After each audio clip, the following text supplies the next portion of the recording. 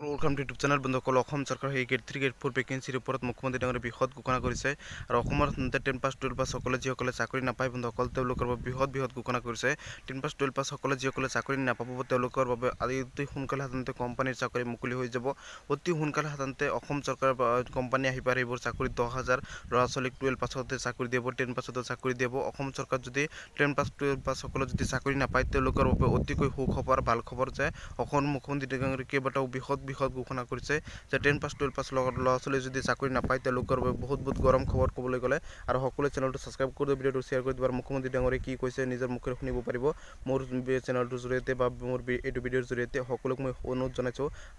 হাত জোৰ কৰি যে সকলোৱে চেনেলটো সাবস্ক্ৰাইব কৰি দিওক লাইক এটা কৰি দিওক ভিডিওটো অনলাইন শ্বেয়াৰ কৰি দিওক আৰু মুখ্যমন্ত্ৰী ডাঙৰীয়ে কি কৈছে আৰু 10 পাছ 12 পাছ সকলে যিসকলে চাকৰি নাপায় তেওঁলোকৰ বহুত সুখবৰ কাৰণ 12 পাছ সকলে বহুতে মেডিকেল ইঞ্জিনিয়াৰ কৰিবলৈ বাবে ইচ্ছা কৰে কিন্তু বহুত টকা নাথাকে বহুত চান্স নাপায় বহুত চৰকাৰী সিটো নাপায় হেউবে কৈছো হাজাৰ ল'ৰা ছোৱালী সিট থাকে অলপ মেডিকেলত সিট থাকে অলপ হেউবে কৈছো আৰু মুখ্যমন্ত্ৰী ডাঙৰীয়ে বৃহৎ ঘোষণা কৰিছে আৰু তেওঁলোকৰ বহুত সুখবৰ হ'ব লাখে ল'ৰা ছোৱালী চেঞ্চৰ ল'ৰা ছোৱালী অসমত আৰু সকলোৰ বাবে অতিকৈ সুখবৰ আৰু আপোনালোকৰ সাধাৰণতে 10 পাছ 12 পাছৰ বাবে চাকৰি নাপালেও আপোনালোক কোম্পানীৰ চাকৰি পাব আৰু যদি ভালকৈ বিবেচনা কৰি কাটঅফত মিলি যায় তেনেহ'লে অসম চৰকাৰৰ চাকৰি পাব আৰু যদি যিসকলে চাকৰি নাপায় তেওঁলোকৰ বাবে বহুত সুখবৰ আৰু মুখ্যমন্ত্ৰী ডাঙৰীয়ে কেইবাখন বৃহৎ ঘোষণা কৰিছে আৰু কি কৈছে মুখ্যমন্ত্ৰী ডাঙৰীয়ে নিজৰ মুখেৰে শুনিলে আপোনালোকে গম পাব যে মুখ্যমন্ত্ৰী ডাঙৰীয়ে সাধাৰণতে অসম চৰকাৰৰ কোম্পানীৰ চাকৰিৰ বিষয়ে কি কৈছে আৰু অসমত ইতিমধ্যে সাধাৰণতে বৃহৎ কোম্পানী গঢ় দিবলৈ চেষ্টা কৰিছে আৰু অসম মুখ্যমন্ত্ৰীয়ে সাধাৰণতে যিমান চেষ্টা কৰিব লাগে অসমৰ নিবনুৱাসকলৰ বাবে কৰিব আৰু অসমৰ মুখ্যমন্ত্ৰী ডাঙৰীয়ে বৃহৎ ঘোষণা কৰিছে যে 10 পাছ 12 পাছ সকলে চাকৰি নাপালেও তেওঁলোকৰ বাবে অতিকৈ সুখবৰ আনিছে ইতিমধ্যে যে আপোনালোকে তেওঁলোকৰ বাবে আপোনালোকৰ কোম্পানীৰ চাকৰিৰ ব্যৱস্থা অলপ কৰিব ইতিমধ্যে মুখ্যমন্ত্ৰী ডাঙৰীয়ে বৃহৎ ঘোষণা কৰিছে নিজৰ মুখেৰে শুনিলে আপোনালোকে গম পাব মুখ্যমন্ত্ৰী ডাঙৰীয়ে কি কৈছে লাইভ প্ৰুফ কৰিব ভিডিওটো স্কিপ নকৰি চাব চেনেলটো সাবস্ক্ৰাইব কৰি দিও আছে যে কোনোবাই আমি মেডিকেল ইঞ্জিনিয়াৰিংত সিট নাপালে হতাশ হোৱাৰ কোনো প্ৰয়োজনে নাই আমাৰ হাতত বহুত নতুন সাবজেক্ট আছে যাক আমি পঢ়ি শুনি বহু দূৰ আগুৱাই যাব পাৰো কোনোবাই যদি আমি ৰাজনীতি বিজ্ঞানত পঢ়িছো আজি ৰাজনীতি বিজ্ঞান আগৰ ৰাজনীতি বিজ্ঞান হৈ থকা নাই ৰাজনীতি বিজ্ঞানৰ লগত নতুন শিক্ষানীতিত আমি আৰু যেতিয়া নতুন সাবজেক্ট আমি পঢ়িব পাৰিম কোনোবাই যদি পলিটিক্যাল সায়েন্সৰ লগত ষ্টেটিষ্টিক্স পঢ়ে তেতিয়াহলে দেশৰ সমগ্ৰ ৰাজনৈতিক গতিবিধিৰ লগত জড়িত বহুত প্ৰফেশন আজি আমাৰ সন্মুখত দেখা দিয়ে ইকোনমিক্স আৰু ষ্টেটিষ্টিক্স যেতিয়া আমি একেলগে পঢ়িব পাৰো তেতিয়া হলে আমি বহুত বেছি কোম্পানী জাদিৰ বহুত ব্যৱস্থা মাৰ্কেট এনালাইসিসৰ পৰা নতুন বজাৰৰ পৰা ট্ৰেন্ড কি হ'ব আগলৈ গৈ কি হ'ব বহুত কথা আমি বুজিব পাৰো হায়াৰ সেকেন্ডাৰী সায়েন্সত পাস কৰা প্ৰতিজন লৰাই বেসিক সফটওয়্যাৰৰ ওপৰত জ্ঞান আহৰণ কৰি তথ্য প্ৰযুক্তিৰ জগতখনৰ প্ৰতি আগুৱাই যাব পাৰে গৌৰাংগ দাস ডাঙৰীয়াই অকনমান হয়তো আজি আমাক আইডিয়া দিছে কিন্তু মই বিশ্বাস কৰো যে উচ্চতৰ মাধ্যমিক পৰীক্ষাত পাস কৰাৰ পিছত মনত ভাবি থোৱা কিবা এটা আমি পাব নোৱাৰিলো বুলিয়ে হতাশ হোৱাৰ আমাৰ প্ৰয়োজন নাই কাৰণ এই বহল পৃথিৱীখনত দ্ৰুত গতিত হোৱা ঔদ্যোগিক বিপ্লৱৰ ফলত আমাৰ সন্মুখত বহুত বিলাক নতুন প্ৰফেশন আজি আমাৰ সন্মুখত দেখা দিছে যোৱা কেইদিনমানৰ পৰা অসমত সেমি কণ্ডাক্টৰৰ দৰে ইণ্ডাষ্ট্ৰি স্থাপনৰ প্ৰচেষ্টা চলি আছে প্ৰাৰম্ভিকভাৱে মই কথা পাতোতে মোক তেখেতসকলে কৈছিলে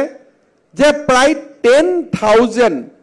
হায়াৰ সেকেন্ডাৰী সায়েন্সত পাস কৰা ল'ৰা ছোৱালীক যদি অসমত এই ধৰণৰ উদ্যোগ আহে এই ধৰণৰ উদ্যোগৰ বাবে প্ৰয়োজন হ'ব এতিয়া আজিলৈকে হয়তো আমি স্কুলত সেমি কণ্ডাক্টৰৰ বিষয়ে শুনাও নাই কিন্তু পৃথিৱীখন ইমান আগুৱাই গৈছে যে কাণ আৰু চকু আমি যদি ঠিক কৰি ৰাখো তেতিয়াহ'লে এই পৃথিৱী এতিয়া হতাশাৰ পৃথিৱী নহয়, এই পৃথিৱী হৈছে আশাৰ পৃথিৱী। কেতিয়াবা কেতিয়াবা মোক ল'ৰা ছোৱালীয়ে কয় যে দাদা মই হতাশ হৈ গৈছোঁ। হতাশ কিয় হ'ব লগা হ'ল? হতাশ এই কাৰণে আমি হ'ব লগা হয় যে আমি ধৰি থম যে মই এইটোৱে কাম আমি কৰিম, কিন্তু তাতকৈও যে ভাল কাম আছে, তাতকৈও যে ডাঙৰ কামেৰে আমি একোজন সফল ব্যক্তি হ'ব পাৰোঁ, তাৰ বিষয়ে আমি চিন্তা কৰাৰ আমাৰ অৱকাশ নাই। কোনোবাই মেডিকেলত চিট নাপালে হতাশ হয়,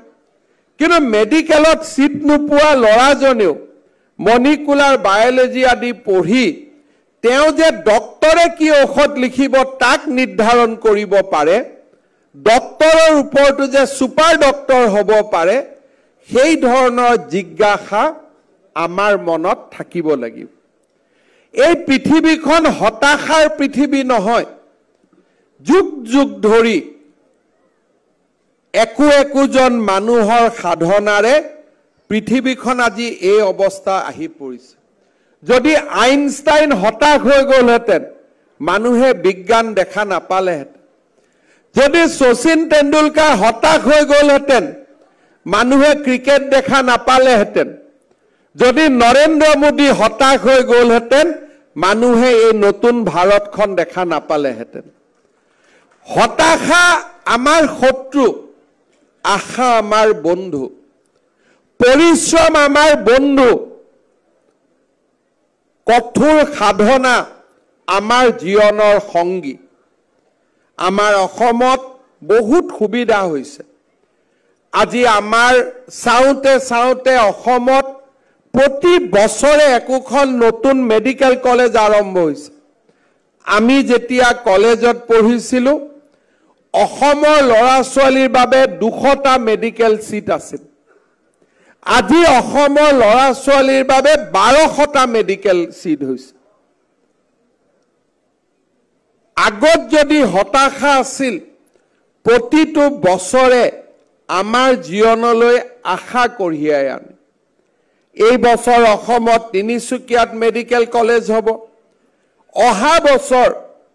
বঙাইগাঁৱত মেডিকেল কলেজ হ'ব, গুৱাহাটীৰ দ্বিতীয়খন মেডিকেল কলেজ হ'ব।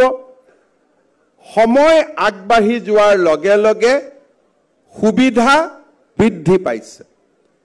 যেতিয়া হতাশাৰ পৰিৱৰ্তে আমাৰ মনত আশাই ক্ৰিয়া কৰি থাকিব, আমি আমাৰ পথ বিচাৰি পাম। আৰু সেইবাবে